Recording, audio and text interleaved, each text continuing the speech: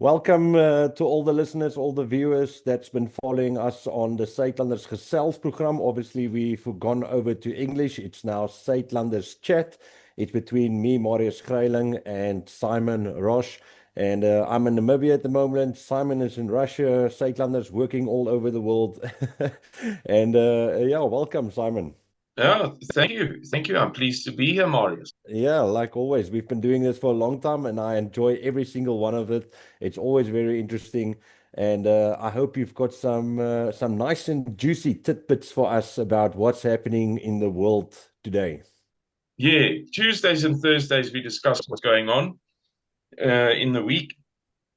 And of course, the big news this week is Israel planning to hammer Iran. Right at the moment, all over Telegram, there are messages about Israelis or American embassies being uh, emergency evacuated, and the American government notifying citizens that they should leave certain parts of the Middle East, most particularly Iraq. So it's going to hit Iran. And they obviously warned the Americans about that. In which case, we might be staring down the barrel of the gun of World War III, Marius. Yeah, you have spoken on a previous chat that we've had about the implications if that is going to happen, if the bombing of Iran is going to take place, what is going to happen to the oil price and so forth. And and we thought, okay, it's imminent, and then it like sort of died down a bit because there was some sort of peace deals and peace talks or whatever, and now all of a sudden it's on again. It's in the forefront of the media. And yeah, the US embassy told its people to get out of there. So sure. Yeah, Marius, for those viewers who are unfamiliar with the subject, it's really quite straightforward. Iran has, for many years, been working on a nuclear program, and there has always been a suspicion that they were endeavoring to make nuclear weapons. So they invited the IAEA, International Atomic Energy Agency, to send inspectors to Iran to see for themselves what Iran is up to. Now, those inspections don't just entail a chap with a magnifying glass and a notebook going around trying his best in nuclear stockpile. They involve and they involve monitoring. I see that there are connection issues on my side. Maybe I should just take off my camera. Let me remove camera, stop Okay. video. Okay, hopefully that will help. It involves all sorts of technology, including spy satellites in space that watch every single move on the ground across the entirety of Iran. That includes ships docking, tracking where those ships came from, and so on and so forth. The IAEA has repeatedly reported that Iran is not working on a nuclear bomb. It doesn't want a nuclear bomb. And that is, of course, in accordance with the fatwa, the religious fatwa that the mullahs issued some years ago about nuclear bombs, that they are a threat to mankind, and that Muhammad and Allah say that they're no good. Now, of course, that could be a pretense. That could be a red herring while they carry on with building a nuclear weapon. So I'm not saying that that one single thing is definitive. I am saying that the evidence, as obtained with the highest scientific technological means known to mankind, and the apparent policy of the mullahs, the religious, the clergy who rule Iran, the Shiite clergy, come together. They coincide with one another. They agree with one another. The evidence and the religion. In, I believe it was January, although I could be mistaken, Tulsi Gabbard, Donald Trump's new director of national intelligence, issued a statement saying that something like all 17 or all 16, I'm not awfully familiar with every one of all of the United States' intelligence agencies, but that all of them concur that Iran is not busy with a nuclear program. So what this is about is something else altogether. I've spoken previously about this. I know that it's not everybody's cup of tea when we say that these matters are eschatological. In other words, that it's an end times thing, and Israel believes that in order to get the Messiah to come, they have to instigate a war between the East and the West, which this would become, and ensure that there's sort of chaos throughout the world, some enormous war.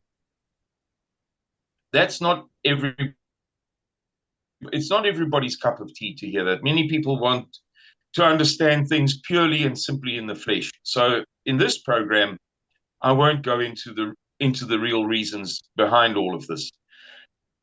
Let it suffice to say that in fleshly terms, the Israelis say that the Iranis are working on a nuclear weapon, when, of course, equally in fleshly terms, we know from the IAEA and Tulsi Gabbard that that is simply not true. If Israel does strike Iran, the USA will step in.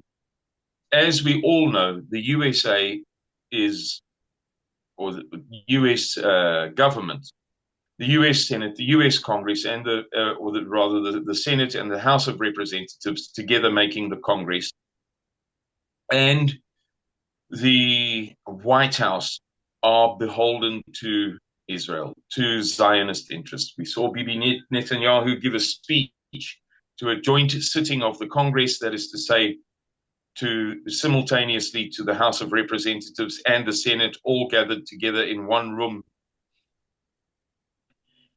which was not particularly special. It wasn't a Winston Churchill-like piece of oratory. And he got, according to some counts, 58 standing ovations, and according to others, 56. We also know from Thomas Massie of Kentucky, Congressman Thomas Massie of Kentucky, that every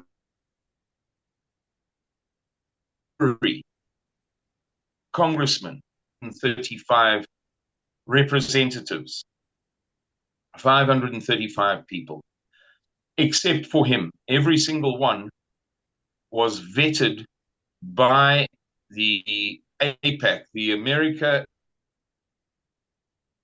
Israel Public Affairs Committee. They were only allowed to run for those positions. Of course, you can run independently, but the point is that you're going to lose. So every one of those people was vetted and approved by Israel's arm in the USA.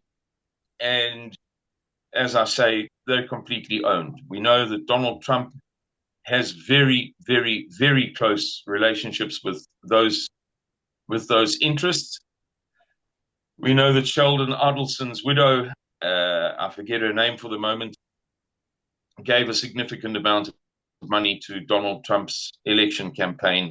And of course, we know about the Jerusalem Post article in, I believe, 2019, revealing that Donald Trump had converted to Judaism, to use their words, in a private ceremony in the White House, attended by family and close friends in 2017.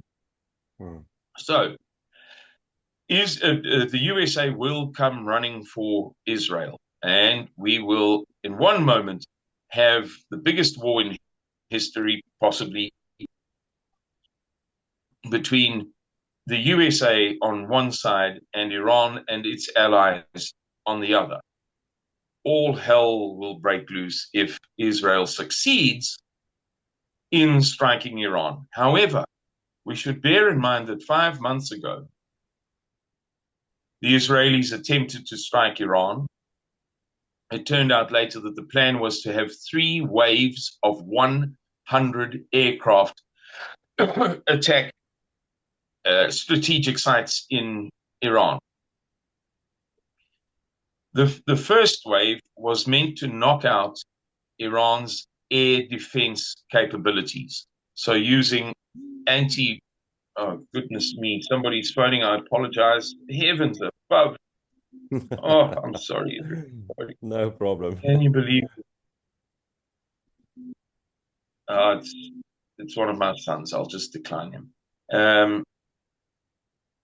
And the first wave of aircraft was meant to defeat all of the surface-to-air missile capabilities. Then the second wave of aircraft would come in and strike numerous targets. Then the third wave of 100 aircraft was meant to do 2 things. Mop up those targets that had not been successfully destroyed and deliver heavier payloads on those targets that had been hit, but which could do with another dose kind of thing. So if any had slipped through the net, they were then to be attacked properly. And if any had been hit, but the command authorities felt that there was it was worth smashing them a second time or completing the job, then they would be smashed.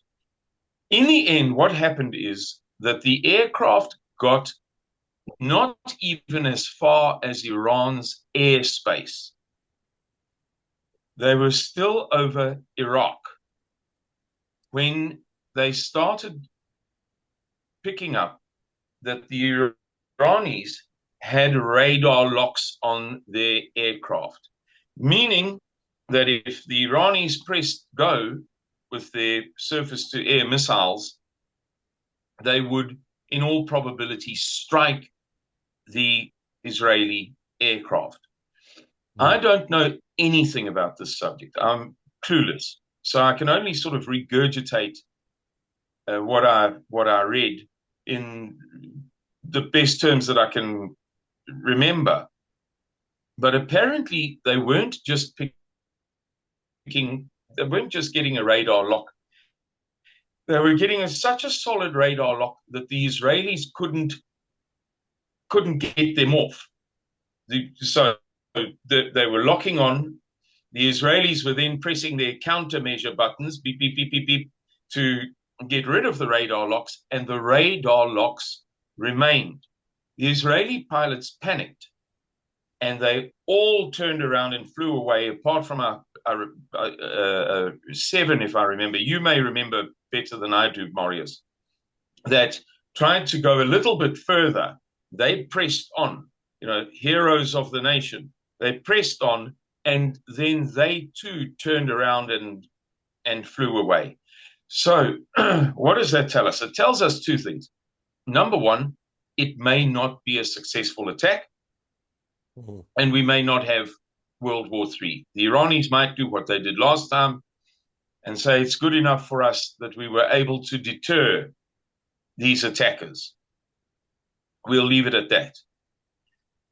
It also tells us that presumably Israel, or more accurately, the USA, have come up with a solution to the Irani radar locks. I mean, they wouldn't be attempting or planning to, they wouldn't attempt to do the same thing all over again that left them with egg on their faces the last time. It was terribly humiliating. Yeah. And a great boost for the rest of the world. Here, 2 of the most advanced countries in the world, it's all American technology, in Israeli hands, attack a country like Iran, which has long been maligned, like Russia, as some sort of a primitive backwater. where nothing works, sanctions have destroyed the country, etc., etc., etc. Here come the two big boys, the guys with the best technology in the world, all of their special aircraft and missiles, and lo and behold, the Persians, the primitive Persians, in their long gowns and sandals, chased them away. It was hugely embarrassing. Both the Americans and the Israelis wouldn't want to go through that again unless, presumably, they had figured out a means of evading or eluding Irani radar systems and surface-to-air missile complexes. So I'll leave it there, Marius. I don't know if you've got questions or thoughts or observations or anything. I think I've given a pretty decent sketch of what's in the offing. Yeah, Simon, I agree wholeheartedly with you. I remember, I think there was one plane that still carried on and just pressed so his missiles would launch on some target close to the border. And I don't even remember what he hit. It wasn't really that significant, but they described it as a great success, not to tell the world they had egg on their face with that whole planning of the bombing and yeah, destroying of Iran. But otherwise, I agree completely with you, Simon. They wouldn't be that foolish to try it a second time, and they don't have something up their sleeve this time. But we'll have to wait and see. We'll have to wait and see if this is the official start of World War III, and then everything that goes with that. And sure, yeah, interesting times once again, like we've been having for this past 2 years already in what's happening all over the world. Yeah, we live in very interesting times indeed. And over the past few days, European Union officials have, just to switch gears slightly, have been talking about the success of the sanctions upon Russia, and they've just implemented or announced. I don't know if the implementation has begun. I believe on Monday or Tuesday, the European Union announced an 18th set of sanctions on Russia, including a $45 oil cap. In other words, how the oil cap works is they all agree that they won't pay more than $45 for a barrel of oil from Russia, regardless of what the price may be in the world, in the open markets.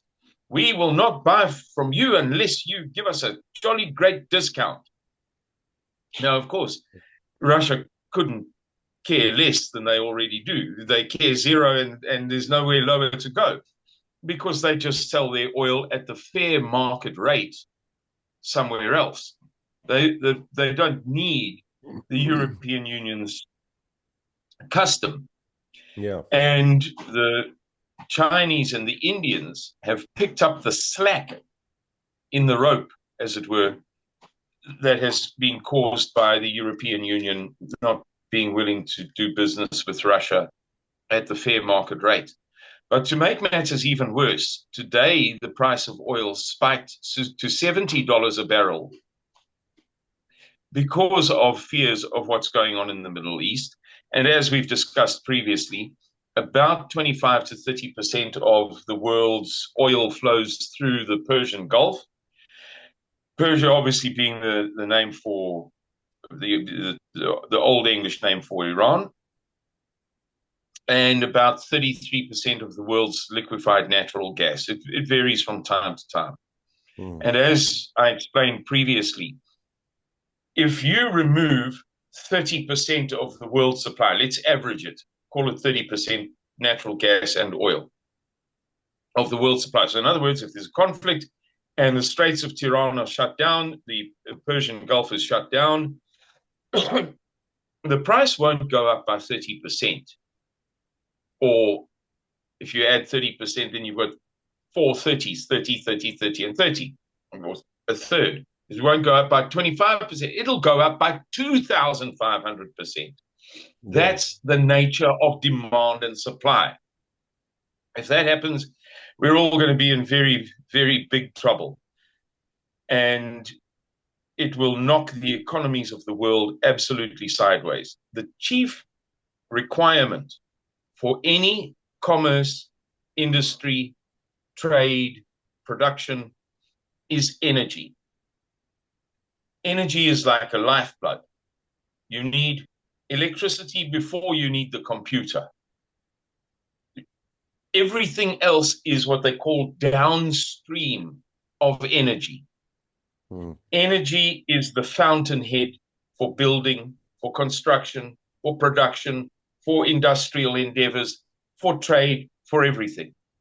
So if there's a severe curtailment of supply of natural gas and oil to the world, not only will the price go up, but an enormous chunk of global economic endeavor will be amputated from the world as a body, as it were. One of a great chunk will be amputated right out of the world's financial and economic systems, and we'll be plunged into a huge depression, for want of a better word. Now, the special threat with that is because the world at the moment is so burdened by debt, it won't be like the 1920s. The recovery from the 1920s took about 20 years or so, and it was largely forgotten about. By the time the 1950s came along, the world was you could say, a prosperous place.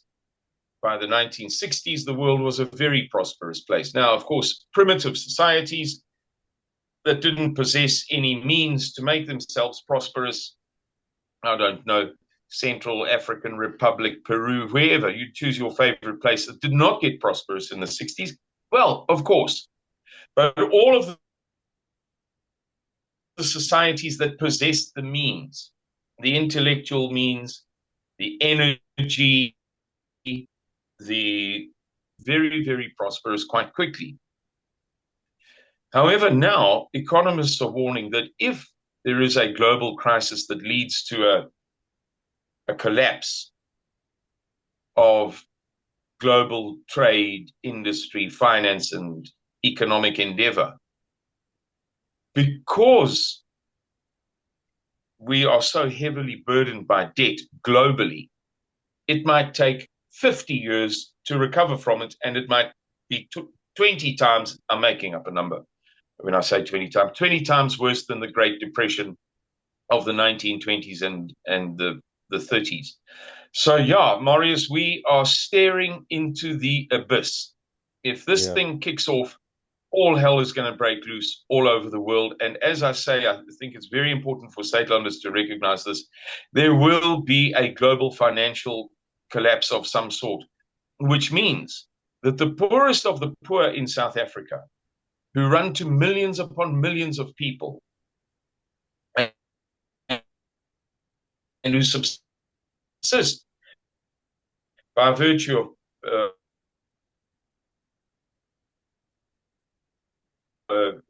pathetic government. The government, when I say pathetic grants, are pathetic.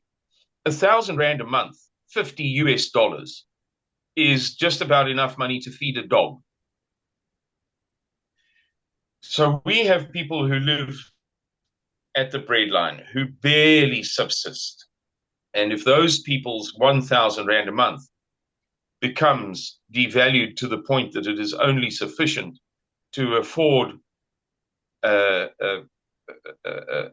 hot dog bun or a quarter of a loaf of bread, in a month, you get the grants are monthly.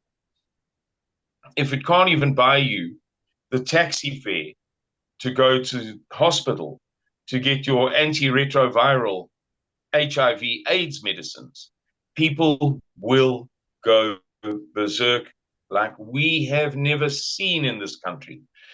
Mm. It will make the riots of the 1980s look like a walk in the park. It won't be 100,000 here, 10,000, a strike of a few hundred. It will be many millions of people going berserk with hunger. And we can expect high drama, to put it mildly, Marius. Yeah, Simon, I agree with you wholeheartedly.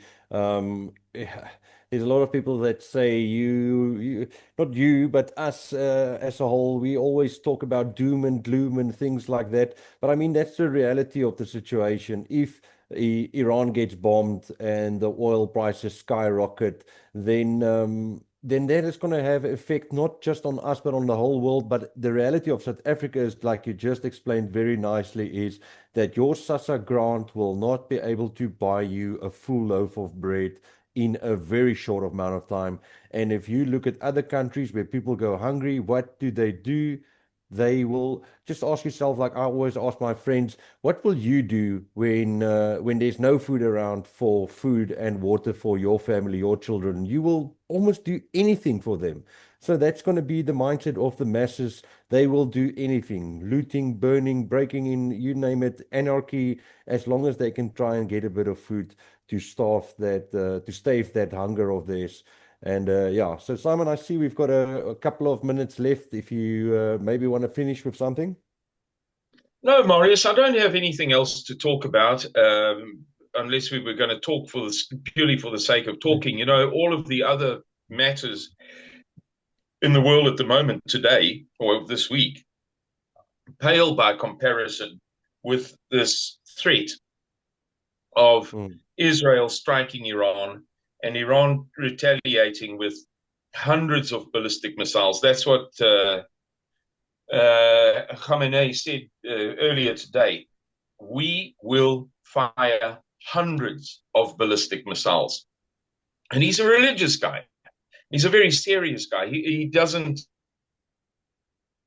he's not guilty of, or not as guilty of, what they call Oriental hyperbole, Mm. Eastern exaggeration. You know that thing, I'll kill you 1,000 times.